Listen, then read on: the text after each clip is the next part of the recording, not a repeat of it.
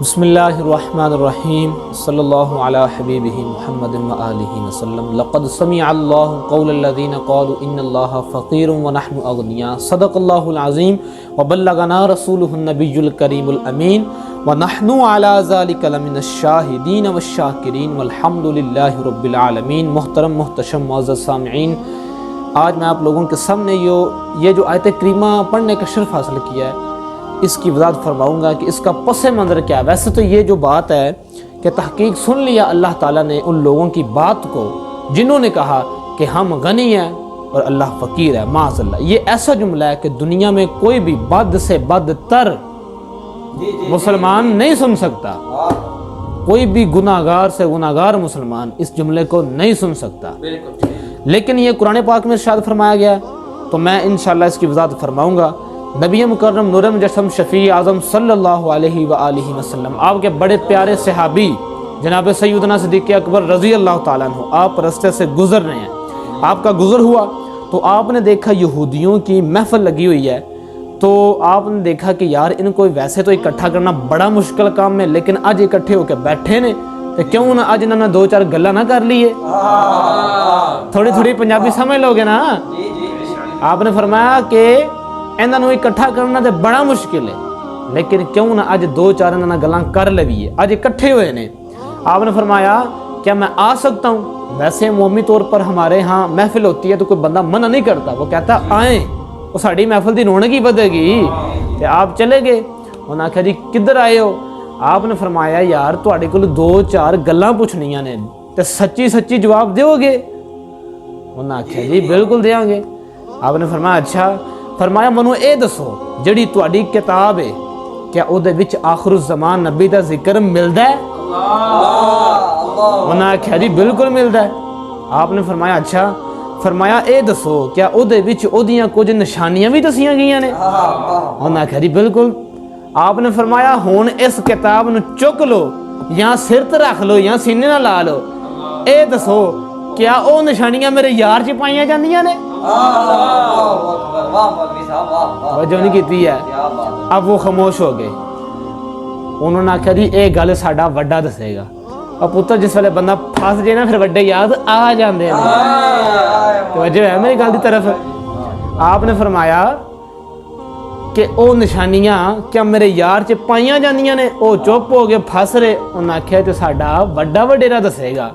اب وہ جو بڑا ان کا یہودی عالم تھا، اس نے اپنی ساری دکانداری بھی بچانی تھی، اس نے معاملات بھی سنبھالنے تھے، اس نے کہا جی ہماری کتاب میں آخر الزمان نبی کا ذکر بھی ملتا ہے، اس کی نشانیاں بھی بتائی گئی ہیں، لیکن جس کی طرف تیرا اشارہ ہے وہ یہ نہیں۔ جب یہ بات کی تو سیدنا صدیق اکبر بولے، آپ نے فرمایا اچھا، فرمایا ایسا کرتے ہیں میں اپنے یار کو لے آتا ہوں، سامنے بٹھا لیتا ہوں، تو اپنی کتاب اٹھا کر نشانیاں پڑھتا جا، میں اپنے یار میں دکھاتا جاؤں گا۔ نعرہ تکبیر، اللہ اکبر، نعرہ رسالت یا رسول اللہ، نعرہ حیدری، یا علی، نعرہ تحقیق، حق چار یار۔ جب یہ بات ہوئی تو جناب سیدنا صدیق اکبر نے فرمایا ہم ایسا کرتے ہیں کہ ہم اپنے یار کو سامنے بٹھاتے ہیں، آپ کتاب پکڑیں، نشانیاں بتلاتے جائیں، ہم دکھاتے جاتے ہیں، بات ختم ہو جائے گی۔ اب وہ جو یہودی تھا اس نے اپنی دکانداری معاملات سنبھالنے تھے، اس نے کیا کیا؟ اس نے پینترا بدلنے کی کوشش کی۔ پینترا سمجھ دیو نا، انہیں گل نو بدلن دی کوشش کی تھی۔ انہوں نے کیا کیتا؟ انہوں نے آخری آپ کے یار کے پاس کچھ بھی نہیں ہے، آپ جا سکتے ہیں۔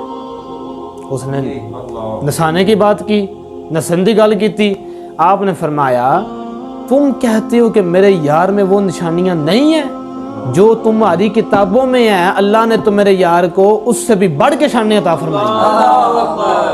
جب یہ بات ہوئی تو انہوں نے پھر پینترا بدلیا، انہوں نے آکھا کہ تم کہتے ہو کہ اللہ نے یہ نشانیاں عطا فرمائی ہیں، معاذ اللہ، اللہ تو خود فقیر ہے، ہم غنی ہیں، اسی دینے ہیں جو کچھ، معاذ اللہ، بولو استغفر اللہ۔ جب یہ اس نے بات کی جناب سیدنا صدیق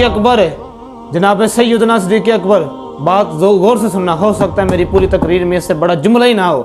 سیدنا صدیق اکبر رضی اللہ تعالیٰ عنہ، آپ نے فرمایا کیا کہا کہ اللہ فقیر ہے تم غنی ہو؟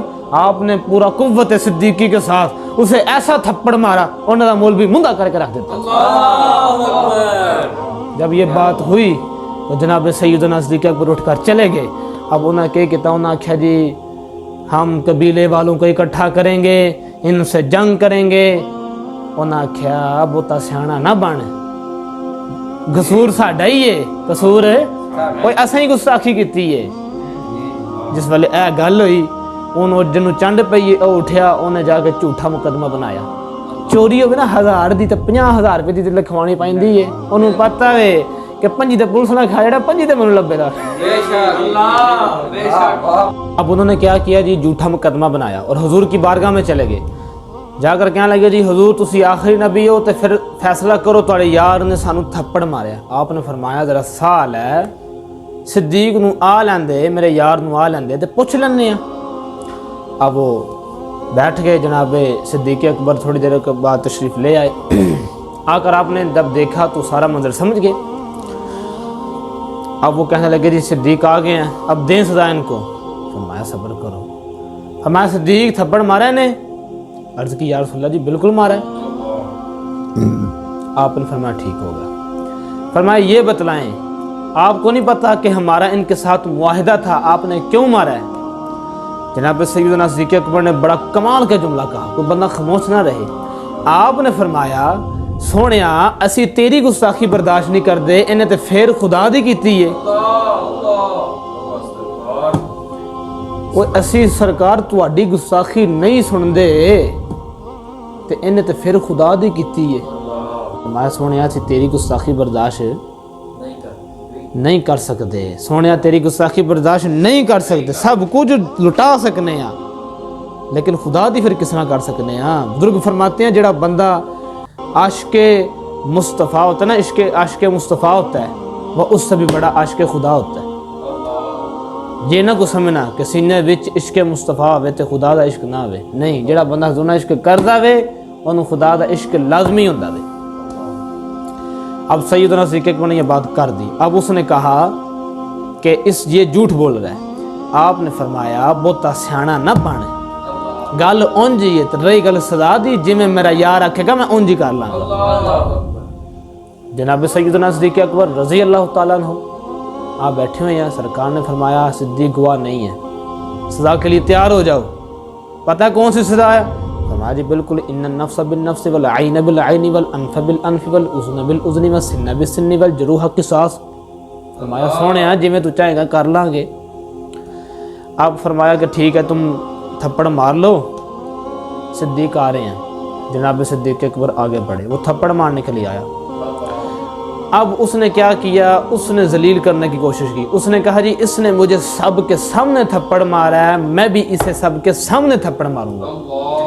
جناب سیدنا صدیق اکبر رضی اللہ تعالیٰ عنہ آپ نے فرمایا جا تیرے کو ٹائم اکٹھے کر لیا, جا لایا تیرے کو ٹائم ہی. اب وہ چلا گیا, بندے اکٹھے کرنے لگ پڑا.